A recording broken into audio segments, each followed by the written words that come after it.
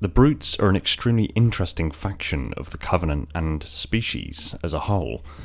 Their sheer power, aggression, predatory nature gives them a reputation that all species who have ever encountered them are acutely aware of. Their already huge and dominating presence is accentuated by the ornate, rugged, and battle-tested armour systems they wear. The higher the rank of a brute amongst their pack, the more ornate their armour, and thus the larger and more powerful they appear. But is there more to their armour systems than just making them look dangerous? Hey everyone, welcome back to Installation 00, and following the confirmation that the Banished are to be in Halo Infinite and thus the Brutes returning to a new mainline Halo game for the first time since Halo Reach back in 2010, I am kicking into action a 4-part mini-series consisting of one most detailed breakdown, one lore and theory video, one mini most detailed, and an Armory video focused entirely on the Brutes, with particular emphasis on the Banished. The Armory video will be an in-depth look at all weapons used by the Banished Brutes. One lore and theory video will be on the Banished and their history, a mini most detailed on examples of Banished brute-powered exoskeletons and just how strong it makes a brute versus an unarmoured brute, and a most detailed breakdown of brute power armour up to the end of the Human Covenant War. So look forward to 4 Brute and Banished themed videos lined up over the next 2 weeks. Today, we kick off the series with a most detailed breakdown of the Brute power armour. Surprisingly, there isn't a whole lot of lore on the Brute power armour. One would assume this is because the armour itself is significantly less advanced than most of the armour systems in the Halo universe. However, there are still some interesting aspects and characteristics of the armour that I'd like to look into. So while the lore surrounding the armour is relatively sparse, I will look into the characteristics of the armour in-game and use that to inform some degrees of speculation on the specifics of the power armour and its functions. So with all that said, let's get this video and this series started.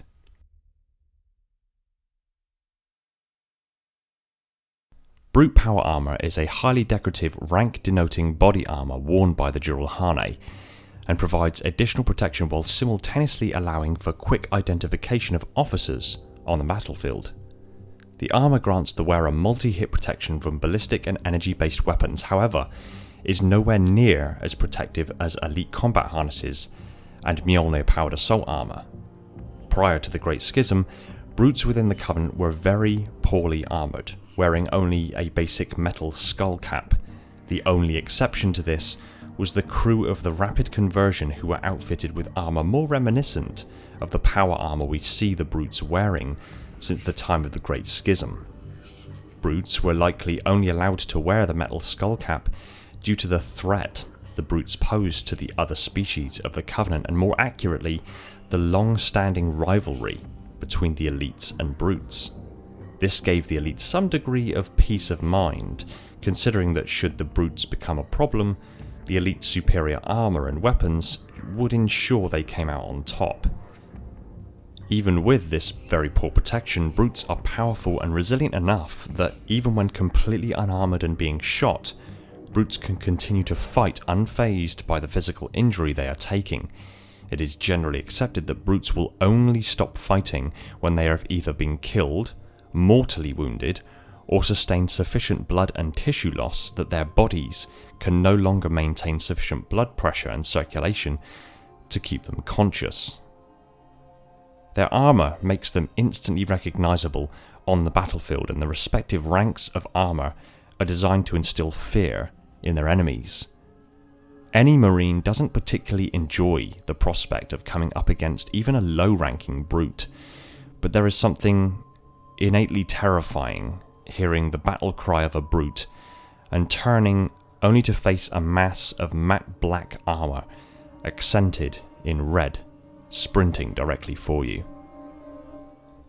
Unlike the Mjolnir-powered assault armour worn by Spartans or elite armours, Brute power armor does not augment the wearer's strength or speed in any way, shape or form, although as previously discussed, due to the natural strength of dural hane, this isn't much of an issue.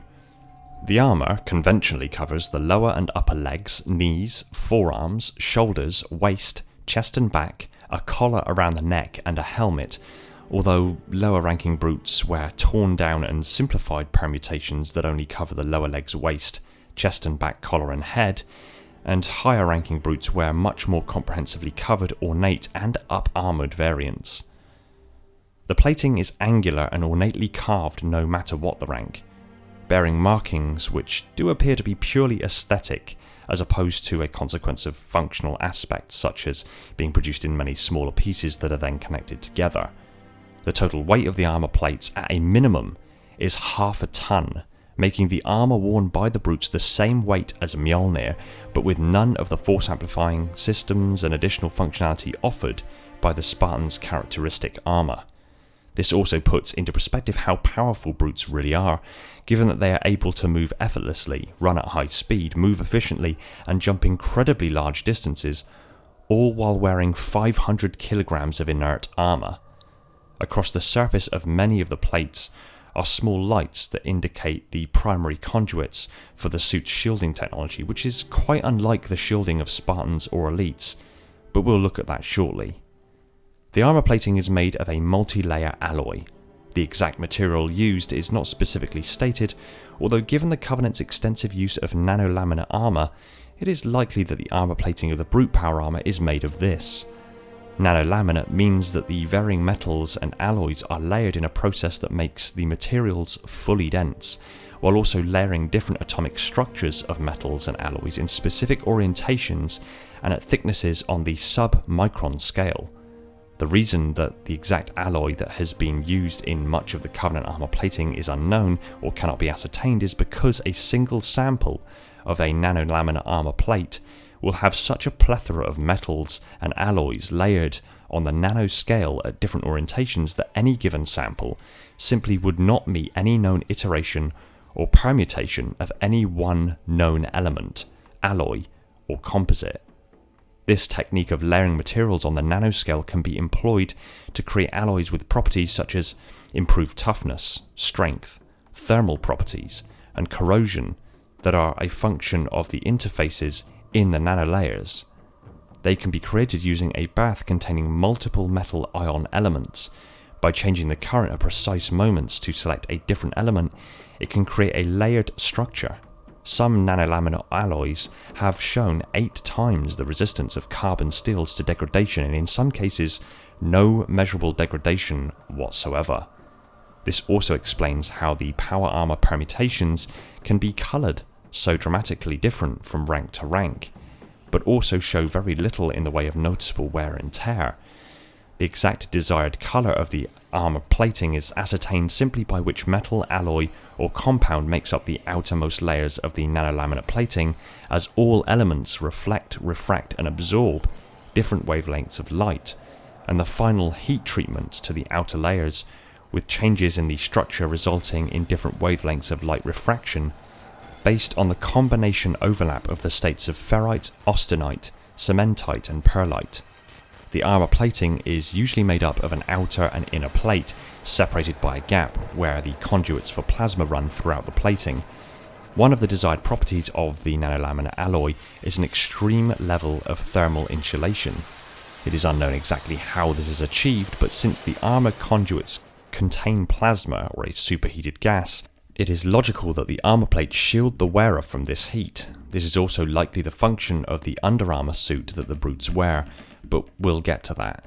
It is likely that the plasma itself is maintained via a small integrated plasma battery, similar to the larger storage mediums of the same name, but on a much smaller scale, and likely stored within the back unit. As with many of the variants, there are what appear to be pipes, tubes, or conduits that feed out of the back armor and into integrated routed conduits that direct the plasma to the respective armor plates to fully facilitate the shielding function. Ultimately, the armor plating provides decent but not fully comprehensive protection from ballistic and plasma weaponry, as well as light shrapnel and small explosions, until the failure of the shielding, of course.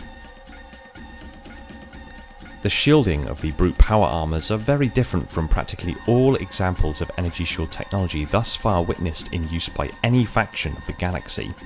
In truth, the shielding bears more of a resemblance to modern day non-explosive reactive armor used on tanks, in particular electric reactive armor. But instead of electric function, the armor appears to utilize plasma as the energetic medium, or rather the free flow of detached electrons throughout the plasma medium.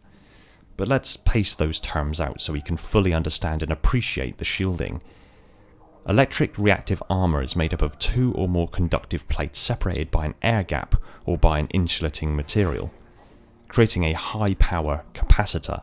In operation, a high voltage power source charges the armor. When an incoming body penetrates the plates, it closes the circuit to discharge the capacitor, dumping a great deal of energy into the penetrator, which may vaporize it or even turn it into plasma, significantly diffusing the attack. Plasma, as I'm sure you know, is the fourth state of matter, where a gas is superheated to the point it becomes highly energized. Gas is made up of free-moving atoms of the respective gas, which themselves are a single atomic nucleus surrounded by a cloud of electrons orbiting the nucleus. When a gas is heated enough and becomes a plasma, the electrons detach from the nucleus and now flow freely, moving from atom to atom rather than remaining with their parent atom, and in some cases moving freely altogether. When the atoms have an unequal number of electrons, they become polarized. If an atom has more electrons orbiting it than protons within its nucleus, it becomes a negatively charged ion. If it has less electrons than protons, it becomes a positively charged ion. This positive and negative ion flow, with the right processes or mechanisms, can be harnessed to create an electric current of impressively high energy levels. From observations of how the armor reacts when being shot, it is duly noted that the armor's lighting points glow more intense as the armor takes damage, indicating an increased level of plasma activity, and at higher levels of damage the armor begins to leak plasma, which rapidly cools in open air and returns to its gaseous form. At the extreme level, the shielding fails and the armor plating actually completely falls off. So from this, and the explanation of electric reactive armor and the properties of plasma, it seems most logical to extrapolate the following. The shielding of the brute power armor is in fact a highly advanced reactive armor.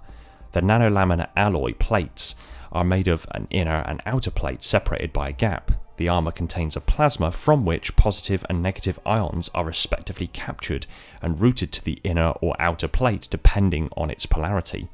This serves the function of the armor plating becoming a capacitor. When the armor plate takes damage, the circuit is closed, causing the near instant discharge of the electrical current, vaporizing the projectile and protecting the wearer. However, as the armor takes more damage, the heat caused from this electrical discharge, as well as continuous short-circuiting, causes the armor to heat up. All of these circumstances lead to the excitation of the plasma medium generating more heat, more current, more discharge, more heat, more excitation, and so on. The armor plating continues to take damage to the point the armor begins to leak its plasma medium, and eventually, either as a fail-safe mechanism or due to the excess energy destroying the armor's attachment points, causes the armor to fall apart. This usually results in the brute in question taking damage personally and suddenly realizing that they are now vulnerable, pushing their mental state into a berserk rage as a raw survival instinct. And when that happens, you better hope you can put them down quickly. The underarmor of the suit likely serves a single major purpose of protecting the wearer from the heat of the plasma medium utilized by the power armor, and several secondary or tertiary functions. The heat protection will be achieved via multiple layers of flexible insulative material. It is possible there is a soft armor component to this suit, granting the wearer additional low-level ballistics protection. However, if there are additional functions of the suit aside from the obvious, it has not been specifically stated as such.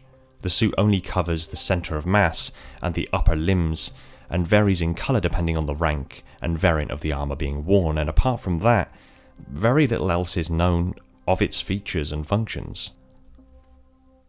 The helmet, second to the color of the armor, is the primary method of determining the rank of the brute in question, and thus allow for a degree of target prioritization, or, as for allies, indicate who is in charge. The helmets vary from very simple and conservative in design to highly complex, ornate, and heavily armoured. The helmets do not appear to possess any discernible heads-up display, as with Spartan and Elite helmets, possess no integrated rebreather systems or air filtration systems, and no other electronics or situational awareness suites aside from the basic peer-to-peer communication device.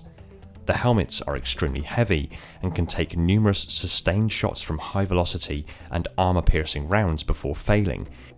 Generally speaking, the helmets are more commonly knocked from the brute's head by the sheer kinetic force of the rounds being shot at it than rounds actually penetrating, and it's worth noting that even the kinetic force of high-powered projectiles knocking the helmet clean off of their scalps doesn't seem to bother the brutes that much, or even daze them, or slow them down at all. It does, however, give the shooter the opportunity to chase their shot with a single headshot, which generally, although not always, kills the brute. The armour displays the rank of the wearer through colour and complexity. This system is similar to those used by the Ungoi and Sangheili, although it follows its own nomenclature. The armour is produced in many varieties. The suits worn by high-ranking Jurohane are more resilient than those worn by their subordinates. The minor armour is composed of a nearly cyan-coloured helmet and minimal non-powered armour over the lower legs, waist, chest and back, and collar. This is the most common armour seen over the duration of the Human Covenant War. Major armour was a blue-coloured full-body power armour, although as previously discussed, by full body this simply means the under armour and the full armour set of lower and upper legs, shoulders, chest and back, collar and helmet. And by power armour this is simply related to the novel shielding technology used. The armour donned by the majors is still basic and only offers limited protection, but it's still superior compared to the armour worn by the minors. Ultra armour is violet in colour and features stronger shielding, but is otherwise aesthetically nearly identical to major armour. The suit still lacks forearm armour and the more ornate helmet and up-armoured components of higher ranking brutes. Captain armour is also violet in colour, however the right shoulder pad is identical to the Ultra, where the left shoulder is more ornate, larger, and styled more like the shoulder worn by Tartarus. Captain is the first rank where forearm armour is implemented, and the thigh armour is much heavier and provides much more protection. The helmet has moved away from the simpler design used on lower ranks and is now more ornate, featuring a double crest sweeping up and backward from just above the eyes. The shields are also slightly stronger again than the Ultra. Captain Major armour is gold in colour, making them instantly recognisable on the battlefield. Aesthetically, the armour is nearly identical to Captain, if not for the colour and the extended protection on the lower leg, branching down to cover the upper foot. The shielding is significantly stronger than lower ranks, making Captain Majors particularly resilient. Captain Ultra is cyan in colour and is identical to the Captain Major in appearance. Jurohane jumpers wore a very minimalist but distinctive dark blue armour. The chest and back armour was altered to attach a jump pack to propel themselves in the air. These jump packs allow brutes to move from location to location rapidly and change their angle of attack at will. It does not allow for continuous flight or hovering, and is utilised more so to rapidly change position and gain a height advantage on enemy positions. Stalker armour is easily identified by its grey colour. The armour plating contains integrated circuits needed to utilise the active camouflage systems, facilitating their stealth modus operandi. The Stalker is also the only known brute armour permutation with a helmet featuring an integrated heads-up display. The singular cyclopean red-eye imager featured on the front of the helmet allows the Stalker to see out of the fully enclosed helmet, while also granting them an ability to see in different spectrums of light. Exactly what spectrums and image overlay systems the helmet holds is still unknown. The armour of the Brute Honour Guardsmen were basically the stolen armour of the elite predecessors. Alterations were made to these suits to allow brutes who are physically much larger than the elites to actually wear them. However, it is painfully obvious to see that these suits were not designed for the brutes, but rather reappropriated by them for the sakes of fulfilling their role of honor guard. Bodyguard armor is nearly identical to captain armor, but is pale blue, while the under armor is crimson in color. Chieftain armor is ornately red and black in appearance. The armor features an unknown component which makes it impossible to stick with plasma grenades, spike grenades, or needler rounds. The armor will not fall apart once the shields are down. The shields are actually marginally weaker than that of the captains, but makes up for this by the use of an invincibility power module, which, as the name suggests, generates an extremely powerful but short-lasting energy barrier around the wearer, making them briefly impervious to damage. The armor is up-armored on the thighs and shoulders, and features a thick forearm-mounted up-armored melee shield, which the brute can use to deliver bone-crushing force if needed. The helmet is crested and horned and is extremely heavy, providing impressive protection from nearly all angles. The armor features extended groin armor and the red ornate panels across many of the armor's surfaces.